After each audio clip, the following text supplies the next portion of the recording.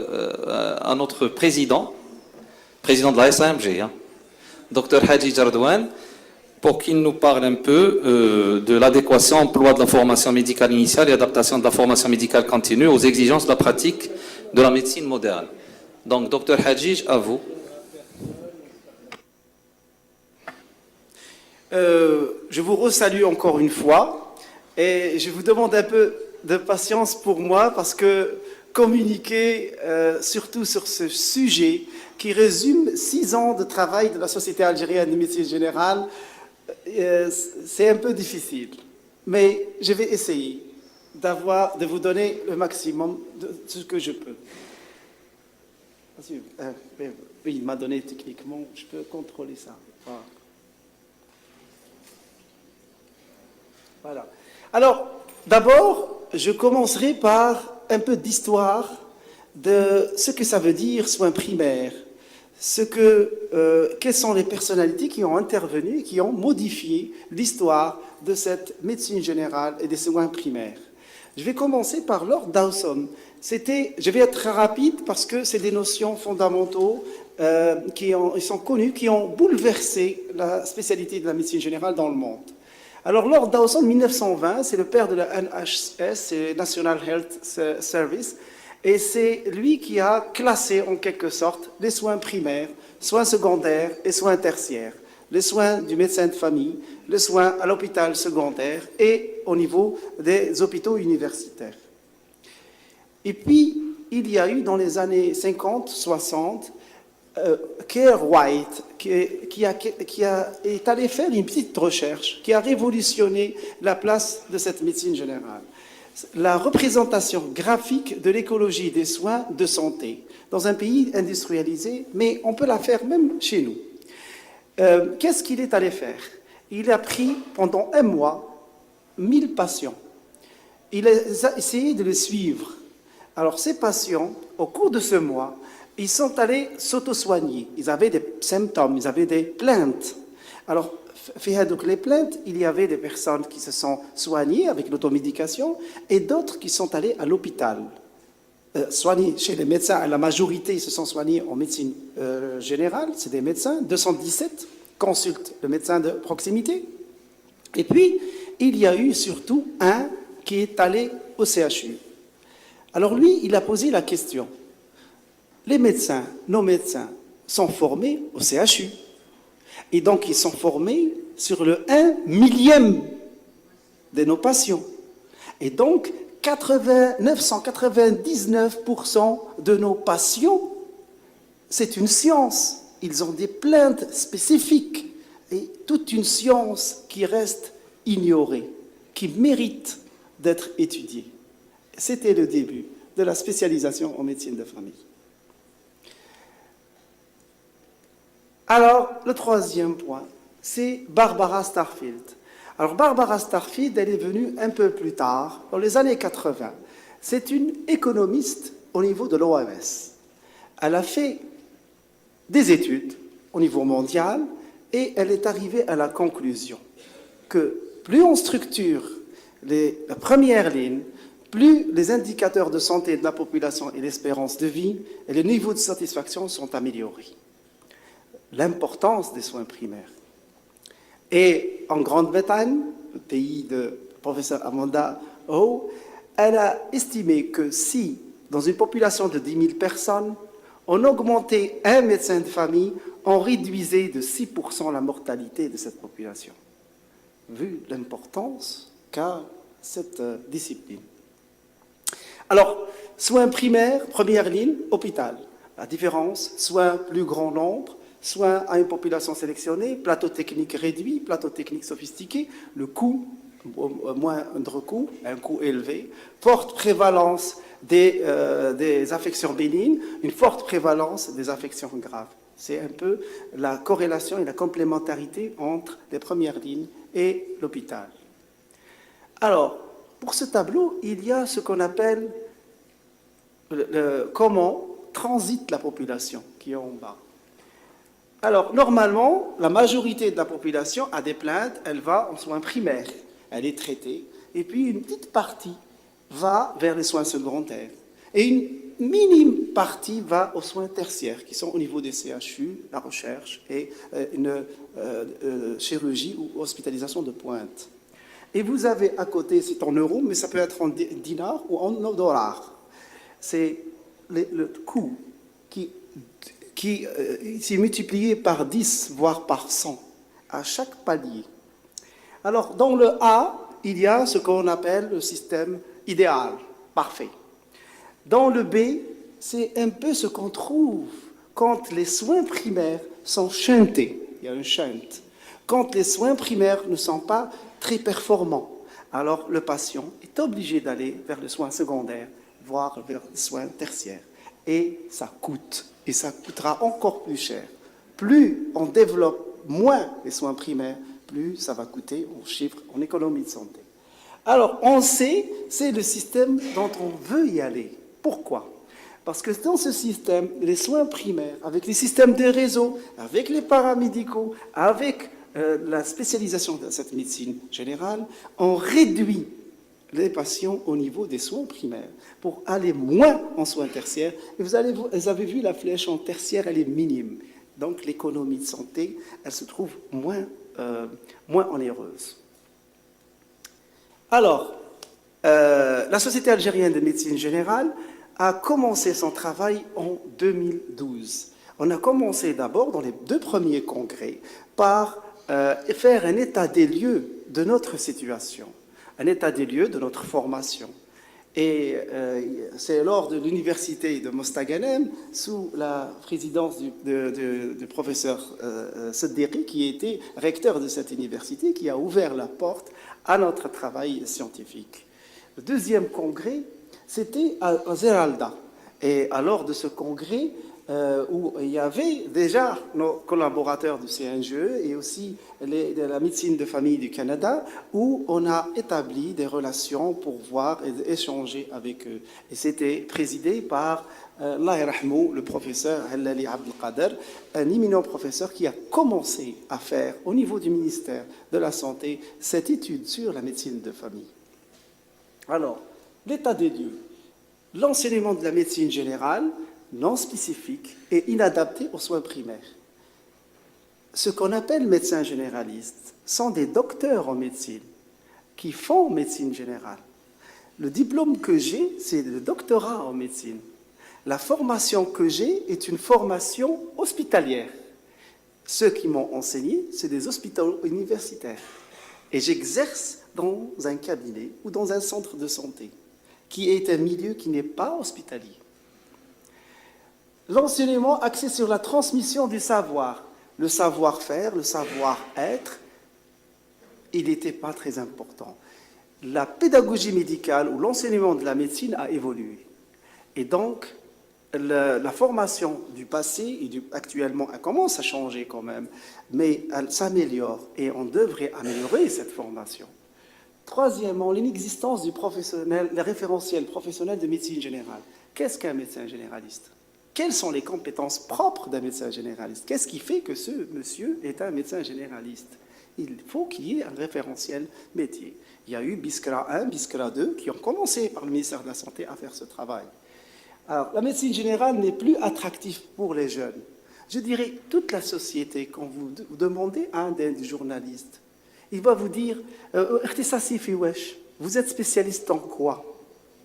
Dans la mentalité de la société, la spécialisation est devenue de rigueur. Et le généraliste, ce n'est pas le spécialiste de sa discipline. Alors, les étudiants de médecine, si on fait des statistiques ayant été faites, 95% d'eux veulent faire spécialité.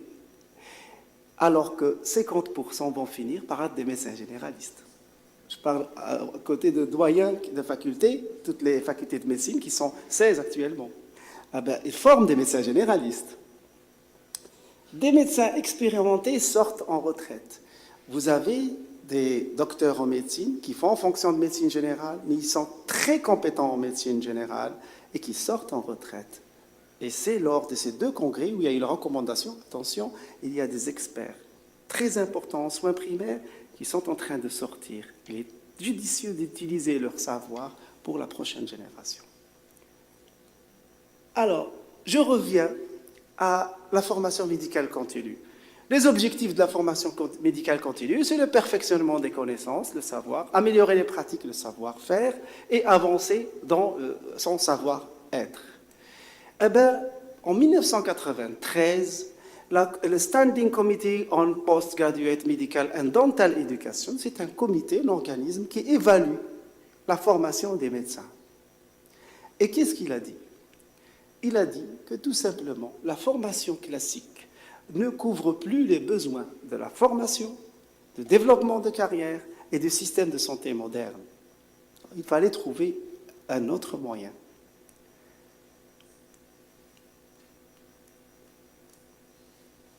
Des compétences nouvelles sont exigées. La communication, le management, la santé communautaire, l'évaluation des pratiques et bien d'autres.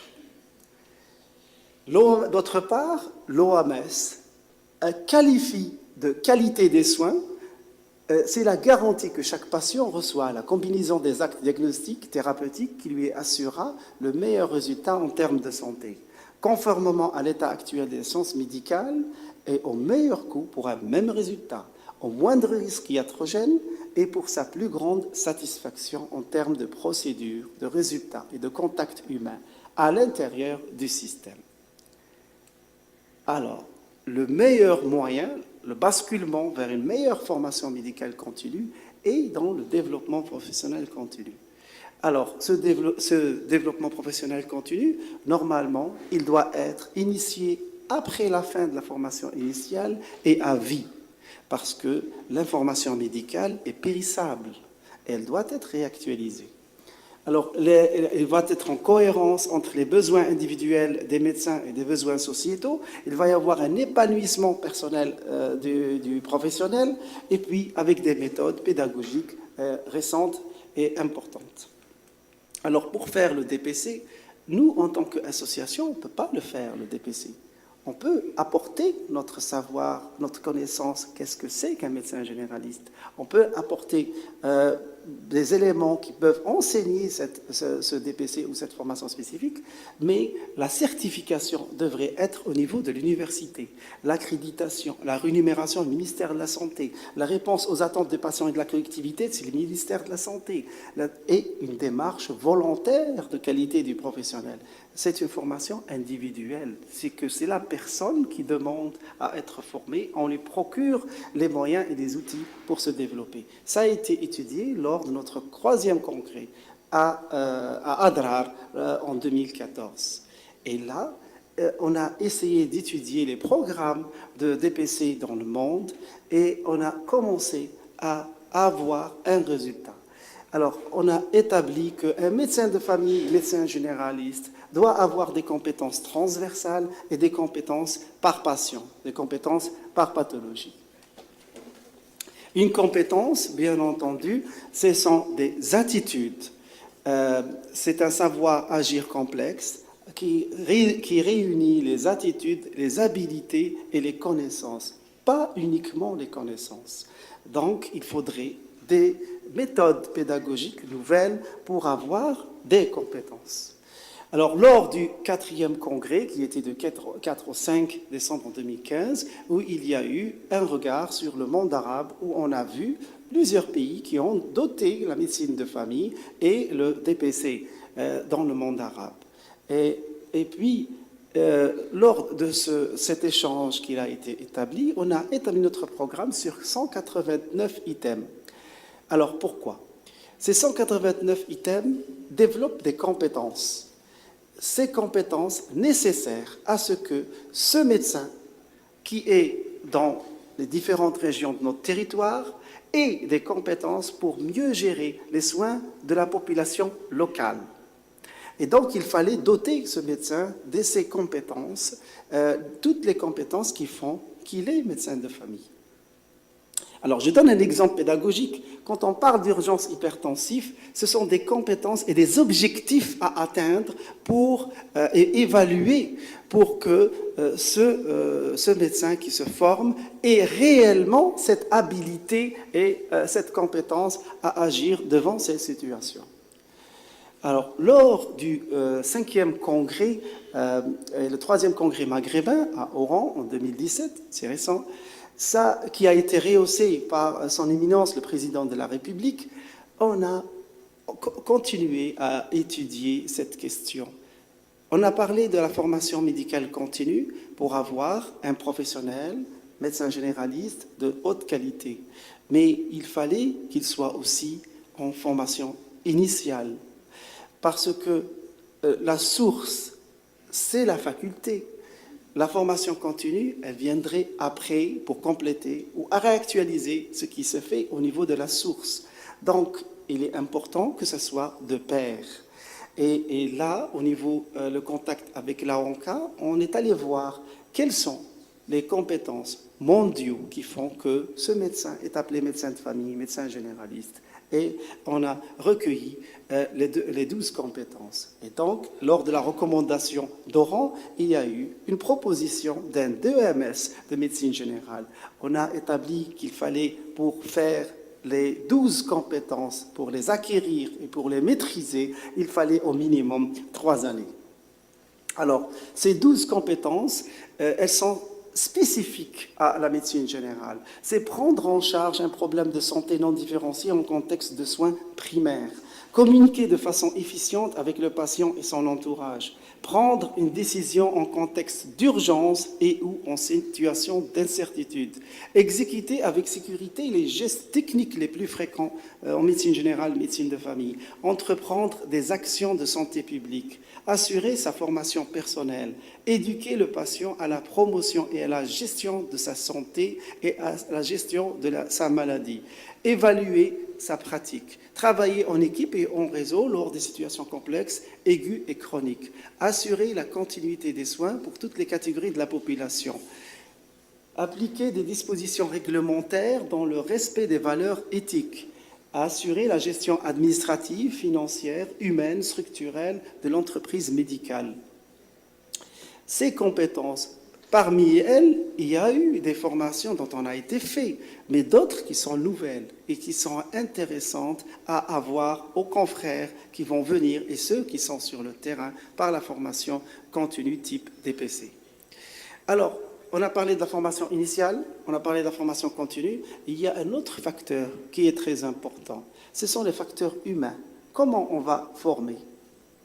Alors, en formation continue, il fallait qu'on ait nos cadres. Et il y a eu 13 experts en pédagogie médicale qui ont été volontaires à leurs propres moyens pour aller faire cette formation en Tunisie, chez le professeur Ali Chadli, pour acquérir cette compétence en pédagogie et en recherche. Parce qu'on a besoin, pour vous dire qu'est-ce qu'on est exactement, une certaine expertise, quelles sont nos compétences. Il fallait qu'on soit formé pour. On n'a pas été formé pour la recherche et la pédagogie. Donc, voilà. C'est l'histoire des 6 ans et c'est pourquoi on a abouti à ce focus scientifique qui permettra, Inch'Allah, de discuter et d'améliorer notre proposition pour qu'elle soit introduite dans la loi sanitaire prochaine. Et j'espère que, vivement, et je l'ai entendu par monsieur le représentant du ministère de la Santé, la médecine de famille va être intégrée. On est ravis.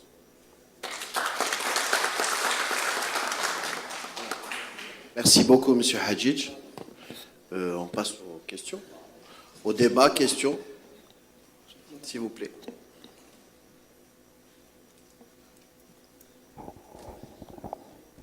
Est-ce qu'il y a des questions? Madame. Je vais revenir sur la dernière diapo que vous avez montrée concernant la formation. La dernière diapo, si c'est possible de la revoir.